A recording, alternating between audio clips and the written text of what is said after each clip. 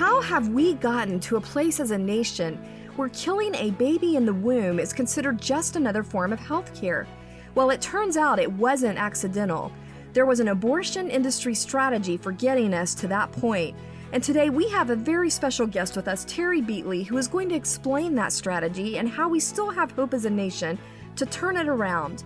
Welcome to Speak Up, Virginia, equipping you to speak up on the life, family, and freedom issues that matter most to you. From the Family Foundation, I'm your host, Candy Cushman, and I'm joined today by our guest and author, Terry Beatley. Terry, thanks for joining us again today. Last week, we had the wonderful honor of hearing your incredible story about interviewing Dr. Bernard Nathanson, who is considered the father of the abortion industry. You had the chance to speak with him toward the end of his life when he was deeply regretting the role he had in really just opening up the floodgates to abortion in this country. And today you're back with us, and I'm glad to share some key information he gave you that he trusted you with about inside strategies the abortion industry used and still uses today to normalize and promote abortion on a large scale. But before we get into all that, I think we should start out on just a little bit of a lighter note before we get into all these heavy topics. Now, you said you homeschooled your kids, and I know there's a lot of parents listening to us who are maybe they're new to homeschooling, because we've seen a 48% jump in homeschooling right here in Virginia. And so do you have any fun parent survival tips for new homeschoolers? I do. And when we were talking the other day and you shared about the 48%, I had no idea it had jumped nearly 50%. So my first tip is never give up. Try, give yourself grace, to make lots of mistakes, and never, ever quit. So don't be afraid to think out of the box and experiment a little bit, right? Absolutely. Absolutely. I think so many people who, number one, mothers, usually the mother's doing the homeschooling, but they think, oh, I could never homeschool. Yes, you can, and at least give it a good, hard try. That's really encouraging, Terry. I think those are really good tips. Thanks for sharing that. And let's just get right into today's topic. Last week, you shared with us how God led you to interview Dr. Bernard Nathanson, co-founder of one of the nation's largest pro-abortion groups, which is now known as NARA Pro-Choice America. And he had also actually been involved in training Planned Parenthood's abortion doctors. And you spoke to him toward the end of his life when he had been diagnosed with a terminal form of cancer. And he expressed how he was regretting his role in the promotion of the culture of death through the abortion industry.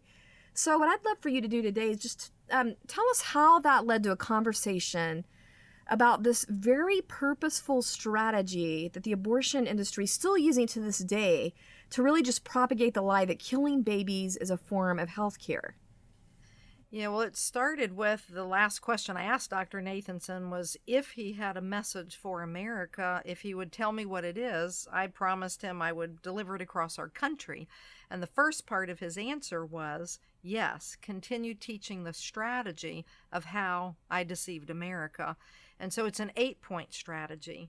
And there are 8 points that some people are already going to know. There are other points that they might be aware of the point, the part of the tactic, but they might not realize that, wait a minute, this was actually masterminded sitting with a public relations firm in New York City back in 1968-69.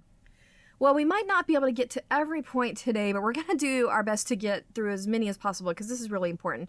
So let's just start with the first point, and that is to convince Americans that this is all about choice. Well, Americans love choices. Just think about this. When you walk into the grocery store and you go to buy, say, orange juice. There's orange juice with pulp, without pulp, calcium, potassium, you name it. There are like 85 different types of orange.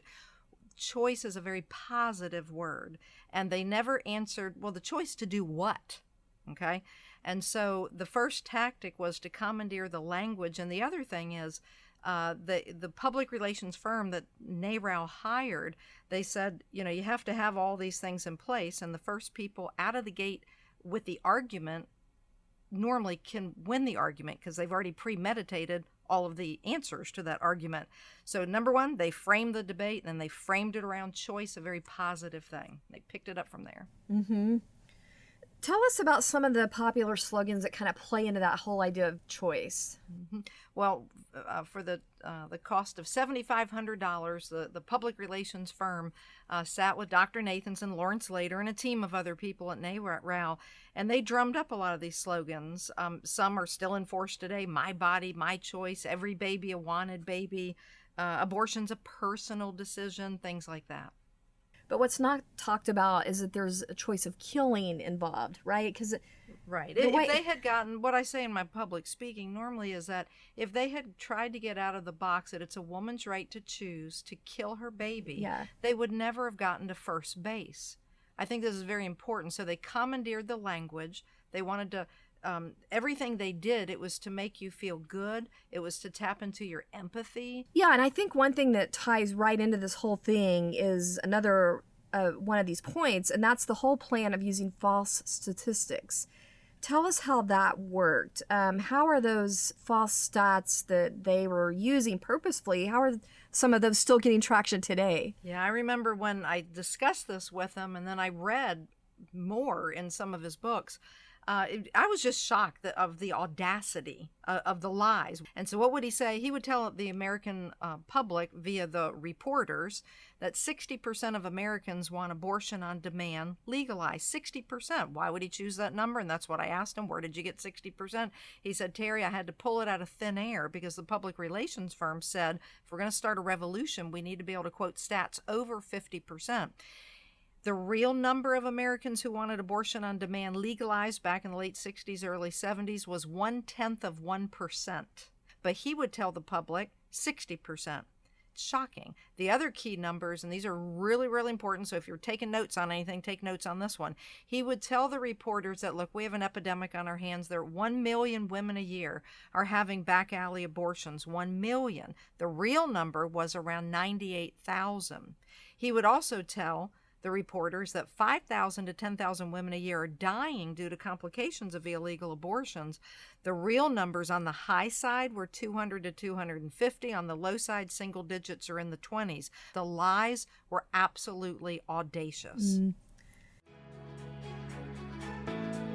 Thanks for tuning in if you're just now joining us for Speak Up Virginia, brought to you by the Family Foundation.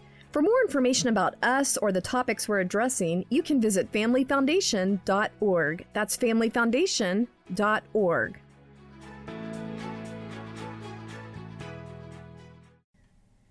You know, another key tactic that you mentioned that Dr. Nathanson explained to you was this whole idea of justifying something that was previously considered criminal. You know, I think it's funny because we're almost numb to this idea that abortion is celebrated now in our country, but actually it has a pretty short history of being considered ethical, right? That's right.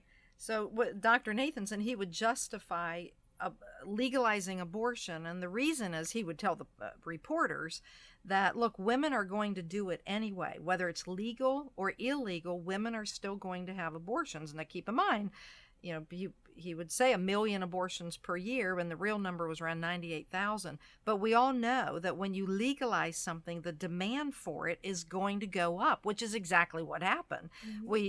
After Roe v. Wade, in a short number of years, we literally shot up from 98,000 illegal abortions to topping at 1.5 just a short number of years later. So if you legalize something, it increases the demand because, number one, it's legal. Number two, intuitively, people think, well, it must be okay because it's legal.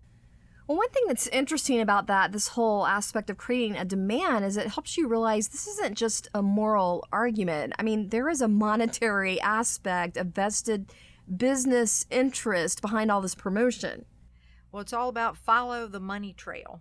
You know, follow the money trail. We've all heard that. So if you put the math to it, if there, let's just say, 950,000 abortions at the tune of $250 per abortion, you're looking at a $237 million industry that's not going down without a fight. And that's just the tip of the iceberg. This is before they begin selling the baby body parts and that whole trickle-down effect of this industry. Well, one thing I also want to make sure we get to today is this part of the strategy that he told you about that involved specifically targeting people of faith. Essentially, it was a plan to deceive people in the church on the issue of abortion. Now, it's interesting. They had a whole strategy just aimed at the faith side of things.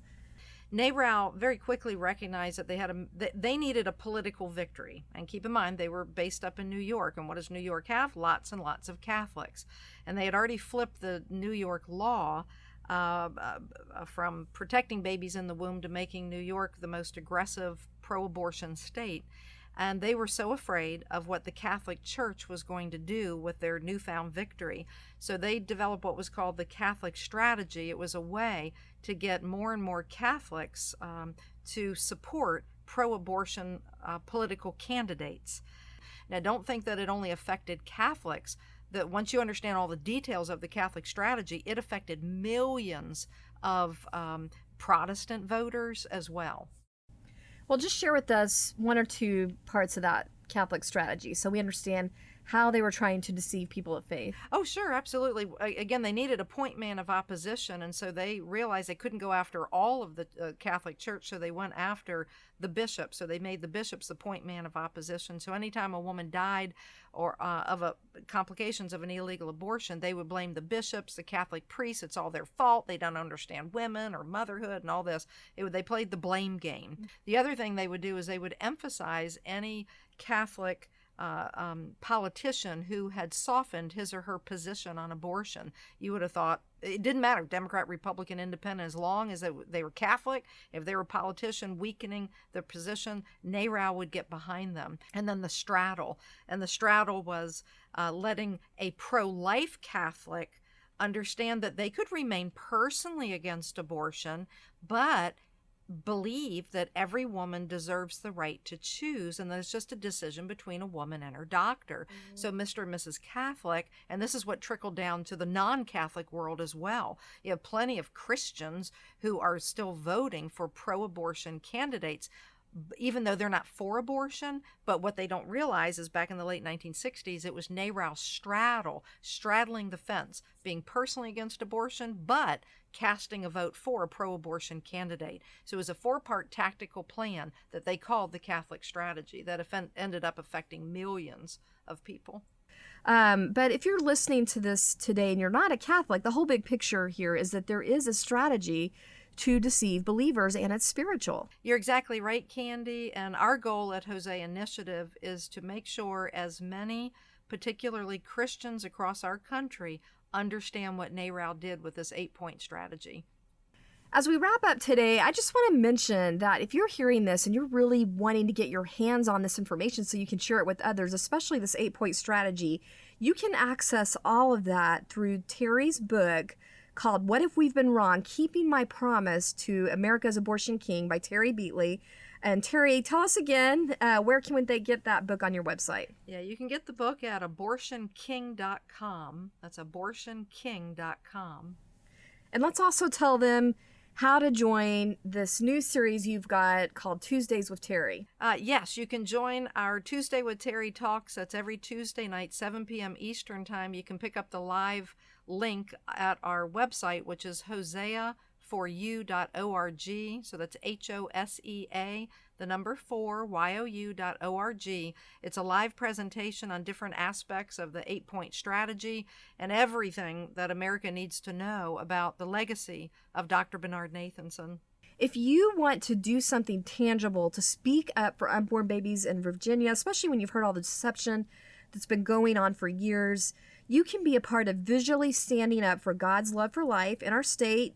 You can do that by being a part of the 3rd annual Virginia March for Life. That's happening Friday, September 17th. It's just a few weeks away, so definitely mark your calendars. And there are many different ways you can get involved, including bringing a church, van, or bus from your neighborhood. So if you want to learn how to do that, just visit our website at familyfoundation.org. That's familyfoundation.org, and click on the Virginia March for Life banner. And we'll see you there September 17th. Thanks for joining us for this week's Speak Up Virginia, brought to you by the Family Foundation. Visit us at familyfoundation.org. That's familyfoundation.org. See you next time, and don't forget, we are stronger when we speak together.